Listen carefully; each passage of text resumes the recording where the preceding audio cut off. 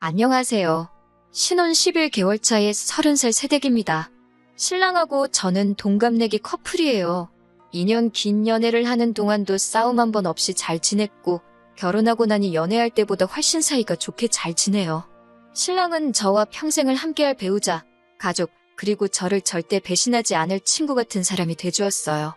제가 사연을 쓰면서도 다른 분들 사연을 많이 접해봤는데 다른 분들은 고부 갈등 때문에 정말 말 못할 스트레스를 받고 계신데 비해 저희 시부모님 또한 정말 존경받아 마땅할 정도로 그 인품이나 마음 씀씀이가 이루 말할 데 없고 저한테도 너무 잘해주시는 분들이세요. 모든 게 다 척척척 잘 돌아가는 것 같던 제 결혼 생활에도 문제가 하나 있었는데 그게 바로 신우였습니다. 신우는 아직 결혼을 하지 않았고 신랑보다 5살이 많아요. 요즘 시집 가는데 나이가 뭐가 중요하냐들 하지만 신랑의 표현을 빌리자면 우리 누나는 이제 시집 다 간 거나 마찬가지라고 표현할 정도입니다. 나이도 나이지만 그 나이 먹어서 모아놓은 돈도 없고 직장도 없어서 시부모님 밑에서 등골을 빼먹으면서 살고 있다고 하더라고요. 연애하는 동안에는 남편에게 위로 누나가 있다는 것쯤은 알았지만 사실 한 번도 남편의 누나를 만나게 될 일이 없었어요. 신우는 얼마 전까지 지방에서 혼자 살았었거든요. 신우가 취직 준비할 때 연애하는 사이도 아니고 좋아하던 남자가 있었는데 그 남자가 취직이 되면서 지방으로 내려가게 되었는데 그 남자 따라간다고 신우도 그 길로 같이 지방으로 내려갔다고 했어요. 그쪽에서 자취하면서 취직을 했다고 들었는데 신우가 학교도 좋은 곳을 나온 게 아니라서 신우가 따라간 남자처럼 좋은 기회를 얻어 취직을 하게 된 게 아니고 그냥 동네에서 영세한 중소기업 같은 데 들어가서 일을 했다고 합니다. 그러니까 신우가 거기서 버는 돈 가지고는 생활도 어렵다고 징징대는 바람에 지방에 내려가 취직까지 했으면서 시부모님이 신우가 사는 자취방 월세를 대신 내주고 계셨답니다. 그런데 혼자 사는데 허파에 바람이 들어가지고는 거기서도 아주 최고급 오피스텔에 들어가가지고 월세 부담이 엄청나셨다네요. 시부모님께서 그 돈을 감당을 못하시겠으니 그쪽에다가 아예 전세를 알아봐 주셨다고 하고요. 아무튼 그래도 덕분에 서울에 있었으면 취직도 안 하고 시부모님 등골이나 빨면서 살았을 신우가 취직도 하고 시부모님도 좋은 게 좋은 거라고 신우가 그쪽에서 기반 잡고 자리 잡고 살기를 바라셨답니다. 그런데 신우가 회사고 뭐고 다 포기하고 저희가 결혼식을 올리기 얼마 전에 전부 정리해버리고 서울로 다시 올라와 버린 거예요. 그래도 거기서 6년 가까이 살았으면 기반이 어느 정도 잡힌 거 아니냐. 신우가 돌아온 이유가 대체 뭐냐고 신랑에게 물어봤는데 사실 신랑도 신우 쪽 이야기만 들어서 자세히는 모르겠다 하더라고요. 신랑이 신우에게 들은 이야기는 신우가 그 남자한테 엄청나게 어장관리를 당해서 마음고생이 심했다. 모아놓은 돈도 다 뜯겼다는 식으로 들었다는데 사실 그 신우가 좋다고 따라다니던 남자가 신랑 학교 선배 타고 해서 어떻게 아는 사람이었다고 해요. 누나를 가지고 놀았다는 생각에 신랑도 눈이 뒤집혀서 어떻게 연락처를 알아내서 통화를 해봤다는데 그 남자 말은 신우랑은 무슨 일이 있던 것도 아니고 아무 사이도 아니었다는 말을 해왔다네요. 심지어 그 남자분은 그쪽으로 발령을 받아 내려간 뒤에 얼마 안 있어서 사귀던 사람과 결혼을 해서 현재는 애가 둘이라고요. 그러니 신랑도 신우 말을 하나도 믿을 수가 없던 거죠. 신랑이 자기 누나라서 조금 더 세게 말한 것일 수도 있지만 그 남자가 누나를 만났을 리가 없다고 둘 중에 한 명이 거짓말을 한다 치면 그건 우리 누나다 라고 확신을 하더라고요. 제가 혹시 모르지 않냐고까지 하니 그 남자가 미쳤다고 애도 둘이나 딸렸는데 우리 누나 어디를 봐서 그 위험을 감수하며까지 누나를 만났겠냐고 하더라고요. 누나가 어린 것도 아니고 예쁜 것도 아니고 돈이 많은 것도 아니고 직업이 좋은 것도 아닌데 어딜 봐서 그 사람이 가정을 걸고 도박을 하겠냐고요. 그러면 안 되는데 그 말에 저도 빵 터져버려서 아주 웃음 참느라 죽는 줄 알았어요. 아무튼 그래서 신우가 지방생활을 포기하고 서울로 다시 올라오기는 했는데 그때가 저희 결혼식을 앞둔 지도 얼마 되지 않은 시기였기 때문에 결혼식 당일날까지 제가 직접 신우를 만나는 일은 없었어요. 신부 대기실에서 신우를 처음 봤어요. 신랑이 표현한 것보다는 조금 더 흐릿한 인상의 평범한 첫 인상이었습니다. 그냥 그때도 평범하게 인사하고 결혼 축하한다고 한마디 해줬기에 그때는 신우가 신랑이 말한 것처럼 이상한 사람은 아닌 것 같다는 생각을 했어요. 왜 그 남매들이 항상 서로 그렇게 물어뜯을 것 같이 행동하면서 서로는 엄청 챙겨주잖아요. 제 남동생도 저한테 비슷하게 그러니 그냥 남매가 사이가 좋은가 보다 싶었고 신랑이 말한 것도 다 신우 걱정을 많이 하면서 말은 그렇게 하는 건 줄로만 알았어요. 시부모님 두 분도 엄청 좋으신 분들이니 당연히 신우도 좋은 사람일 거라고 생각을 했거든요. 제가 결혼하던 당시에 해외여행에서 돌아왔을 시 방역수칙이 조금 완화된 상태라서 신혼여행을 다녀오는 데는 큰 무리가 없었어요. 유럽 쪽은 이미 전부 다 개방돼 있던 상황이었고요. 그런데 괜히 가서 병 얻어서 돌아올까봐 걱정이 돼서 저희는 신혼여행은 생략하고 모든 게 다 안정이 되었을 때 진짜 좋은 곳으로 편하게 다녀오자는 계획을 세워서 그렇게 결혼식 끝나자마자 곧바로 저희의 신혼생활이 시작되었습니다. 결혼식 당일날에는 너무 긴장을 해서 그런가 그 시간이 어떻게 지나갔는지 잘 기억도 안 나요. 그냥 무작정 웃음만 나고 행복했던 게 기억이 나네요. 딸을 보내는 친정아버지는 조금 섭섭하셨던 것 같은데 저는 마냥 좋기만 했어요. 아무튼 식비 같은 거 다 정산을 하고 나서 방명록이랑 축의금은 저희가 챙겨서 신혼집으로 돌아왔습니다. 하객의 신랑과 저희 쪽 하객 합쳐서 250명 정도가 왔었어요. 민감한 시기였음에도 불구하고 자리를 빛내주신 분들께 너무 감사했죠. 신랑 측 하객이 140명 정도로 더 많았는데 축의금은 양가 다 비슷하게 들어왔어요. 축의금이란 게 저는 그렇게 크리라고는 생각도 못했는데 여기저기서 받고 나니 그 금액이 엄청나더라고요. 방명록을 보면 저나 신랑 친구들, 그 외 직장 동료들을 제외하면 전부 다 양가 부모님들 하객이었습니다. 말이 축의금이지 사실 그 돈이 그동안 양가 부모님들이 여기저기 다 쓰셨기 때문에 돌아온 돈이잖아요? 친구들이나 직장 동료들한테 들어온 축의금의 비중이 그렇게 큰 것도 아니고 신랑이나 저랑 개인적으로 가까운 친구들은 다 따로 저희들한테 준 게 있어서 사실 그 돈들은 양가 부모님들의 돈이나 다름없는 돈이었어요. 그리고 일반적으로도 축의금은 양가 어른들께 드린다고 듣기도 했고요. 그래서 신랑과 상의하고 나서 축의금을 양가 부모님께 드리기로 결정했습니다. 신혼여행을 안 갔기 때문에 다음 날인 일요일 아침에 바로 신혼집에서 좀 더 멀리 떨어진 시댁으로 먼저 향했습니다. 돌아오는 길에는 친정에 들러서 친정에도 제 앞으로 들어온 축의금을 돌려드리고 올 계획이었습니다.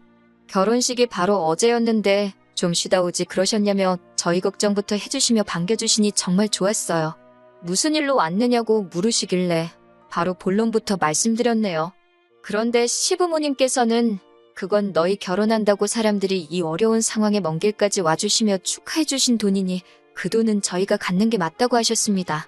저도 남편도 그렇지 않다고 여태껏 시부모님께서 하셨던 거 돌려받는 거나 마찬가지인 돈이라고 아무리 생각해봐도 다른 사람들처럼 이 돈은 시부모님께서 가져가시는 게 맞겠다 말씀드리니 한사코 그 돈을 거절을 하셨어요.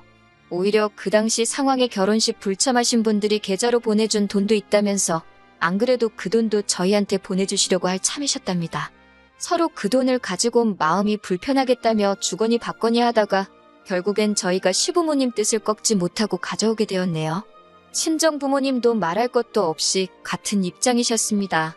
거기에 시댁 쪽에서도 받지 않으셨는데 어떻게 당신들도 그 돈을 받으시겠냐며 더더욱이 그 돈을 받지 않으시겠다는 입장이셨습니다. 당초 계획과는 다르게 오히려 시부모님과 친정부모님 개인 통장으로 들어온 돈까지 해서 돈이 더 늘어나서 돌아오게 되었어요. 집에 도착해서 남편과 상의를 하고 나니 그러면 그 돈으로 우리가 양가 부모님들께 뭐라도 해드리기로 결정했습니다. 생각해보니 신랑이나 저나 신혼집 리모델링까지 해서 삐까번쩍하게 꾸며놓은 걸 보니 신랑은 시부모님 집이 오래돼서 고쳐드리고 싶고 저도 저희 부모님 가전이며 가구들이 저희 어머니가 시집 오실 때 해놓은 걸 그대로 쓰고 계시니 그걸 바꿔드리면 좋겠다고 생각했어요. 거기에 겨울 되면 바람이 들어차니 차씨도 교체해드리는 게 좋겠다 싶었습니다. 모처럼 그 큰 돈을 의미있게 쓸 수 있게 방향이 잡히고 있으니 기분이 좋더라고요. 신혼여행을 안 간지라 회사 휴가도 남아있어서 신랑하고는 아예 회사에 휴가를 맞춰서 냈습니다.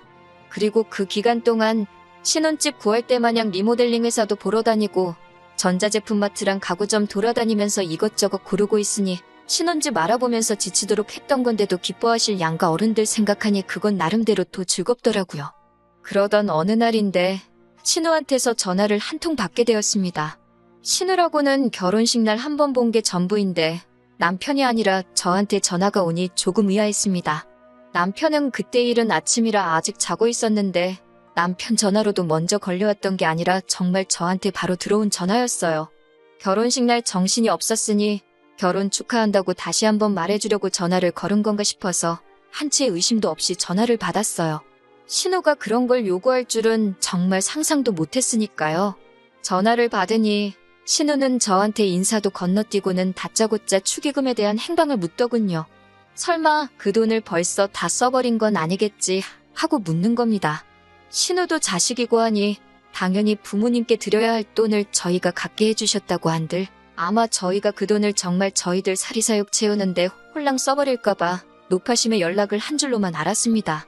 기본적으로 저와 남편이 준비하고 있는 건 시부모님께서 미리 알게 되시면 당연히 거절할 게 뻔하니 시부모님과 같이 살고 있는 신우에게 자초지종을 말해줄 수는 없어서 약간 애매모호하게 대답을 했어요. 그런데 제 생각이 틀렸더라고요. 신우는 저희가 정말 저희들 사리사욕을 위해 쓰지 말라고 충고를 하려고 전화를 한 게 아니었고 오히려 시부모님 앞으로 들어온 축의금을 대뜸 자기한테 달라고 하는 거 아니겠습니까?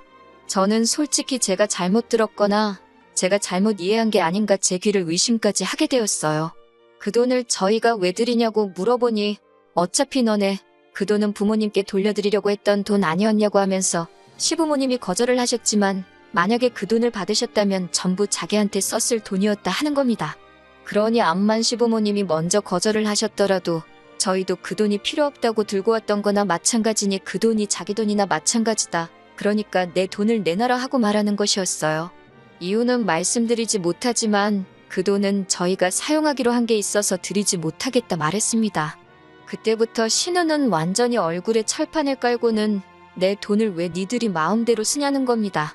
그게 어떻게 신우 돈이 되냐고 물었더니 너도 소유권을 포기하려 했던 돈이고 우리 부모님도 그랬던 거 아니냐고 하면서 그런데 그중에는 신우 본인과 신랑을 어려서부터 알고 지내던 신우의 친구들이 낸 축의금도 포함이 되어 있으니 내 돈이기도 하다며 말도 안 되는 궤변을 늘어놓고 있는 거였어요. 전화로 계속 신우와 신랑이를 벌이고 있으니 남편이 잠결에 통화 내용을 들은 건지 잠에서 깨서 나오더군요. 전후 사정을 모르니 무슨 일이냐고 물어보는데 신우가 얼마나 크게 떠들던지 그 돈이 자기 돈이라고 우기고 있는 내용을 신랑이 다 듣고는 무슨 일인지 한 번에 딱 이해하더라고요. 제가 신우랑 이야기하는데 전화기를 딱 뺏어서는 그 돈을 누나가 왜 탐을 내냐고 누나 이러고 있는 거 부모님도 아시냐고 딱 한마디 하더군요. 신우는 전화기 너머로 그새 남편한테 가서 그걸 고자질을 했냐고 하면서 악을 쓰고 있었고요. 남편이 누나 이러는 거 부모님한테 전화를 드릴까 말까 이러고 있으니 저한테는 그 돈 내놓으라고 큰 소리를 펑펑 내더니 동생인 남편 앞에서는 찍소리도 못하고 전화를 끊었습니다. 신우랑 신우 친구들이 대체 축의금에다가 얼마를 냈길래 그 돈이 내 돈이라고 우길 수 있는 건지 방명록을 열어봤어요. 남편이 기억을 되짚어가며 누가 누나 친구인지 찾아봤는데 누나 친구 아는 이름 하나 있다고 하면서 방명록 한쪽을 가리키더라고요. 누구누구 왜 6명 해가지고 6명이 와서 10만 원을 내고 갔더라고요. 신우도 하나뿐인 동생 결혼식인데 뭐 하나 해주지는 못할 망정 5만 원을 축의금이라고 냈더군요. 집에 휴지나 세제라도 사왔으면 이런 말도 안 하겠어요. 몇 천만 원이 되는 축의금 중에 꼴랑 7명이서 15만 원 낸 거나 마찬가지인 돈을 가지고 자기 지분이 있으니 그 돈을 내놓으라고 하는 걸 보니 하도 어이가 없으니 웃음이 다 나더라고요. 남편은 배꼽을 잡고 뒤집어지면서 이게 30대 후반 다 되는 사회인들이 낸 축의금이 맞냐면서 포복절도를 하더라고요. 그러면서 남편이 웬만하면 그냥 넘어가 주려고 했는데 이걸 보니 안 되겠다고 하면서 시부모님한테 전화를 걸어서 방금 있던 일을 속속들이 다 이야기해줬습니다. 시부모님 입장에서도 신우가 아픈 손가락이기는 할 텐데 제게 한 짓이 상식선에서 생각해봐도 이해도 용서도 되지 않는 일이라서 그런지 그렇게 인자하신 시부모님도 화를 내실 줄 안다는 걸 보여주시더라고요. 두 번 다시 똑같은 짓은 하지 못하게 일부러 저희를 시댁까지 부르셔가지고는 저희가 보는 앞에서 신우를 아주 쥐잡듯이 탈탈 털으셨습니다. 신우는 남편을 째려보면서 네가 말했냐 하면서 씩씩대고 있는데 그 모습이 무슨 어린 시절에 심술 많은 동네 친구가 엄마한테 혼나면서 딴짓은 더 혼날까봐 못하고 째려보고 있는 그 모습이 딱 비쳐 보이더라고요. 혼자 살면서 정신이라도 좀 차렸으면 했는데 오히려 더 버려놓은 것 같다고 신우가 지방에 처음 내려갔을 때 지원해주신 신우 정착금도 도로 다 가져시겠다고 하시고 신우도 집에서 내쫓아버리셨네요. 오냐 다 받아주니까 세상 어려운 줄 모른다고 혼자서 밥값 할 수 있는 정도가 되면 그때 다시 돌아오라고 하고요. 쫓겨나는 신우한테 남편이 15만 원 건네주면서 이거 축의금으로 들어온 누나네 돈이라고 이거 돌려줄 테니 이거 먹고 떨어지라고 하는데 솔직히 그러면 안 되는데 옆에서 보고 있는 제 속이 다 후련하더라고요. 신우는 결국 지방에 다니던 회사에 사정사정을 해서 다시 입사를 하게 되었고 다시 혼자서 지방에 내려가 살게 되었어요. 하지만 달라진 게 있다면 시부모님이 신우에 대한 지원을 전부 끊어버렸다는 거예요. 시부모님도 이번엔 독하게 마음 먹으신 것 같은 게 자꾸 오냐오냐 해줬더니 당신들께서 신우를 저렇게 만들어 놓은 것 같다며 이번에야말로 신우가 스스로 구실을 할 수 있게 도와줘야겠다고 굳게 다짐하셨나 봐요. 신우도 처음에는 죽는 소리 하다가 사람이 그 정도로는 죽지 않는다는 걸 깨닫고는 지금은 정신 차리고 적응도 하면서 일을 하고 있나 봅니다. 얼마 전에 시부모님 집 리모델링이 끝이 났어요. 바닥이며 벽지, 부엌에 화장실까지 전부 다 싹 바꿔드렸습니다. 시부모님도 엄청 좋아하셨고요. 그래도 부모님 사랑을 느낄 수 있는 게 신우가 힘에 부치면 돌아올 수 있게 신우방은 그대로 남겨두시고 인테리어에 맞게 가구도 새 걸로 다 장만해 놓으셨더라고요. 저도 신우가 저희에게 그런 억지 부리는 사람이 아니라 이번에는 정말 존중받고 한 식구로서 같이 세상을 헤쳐나갈 수 있는 좋은 가족이 되어서 돌아오면 참 좋겠네요.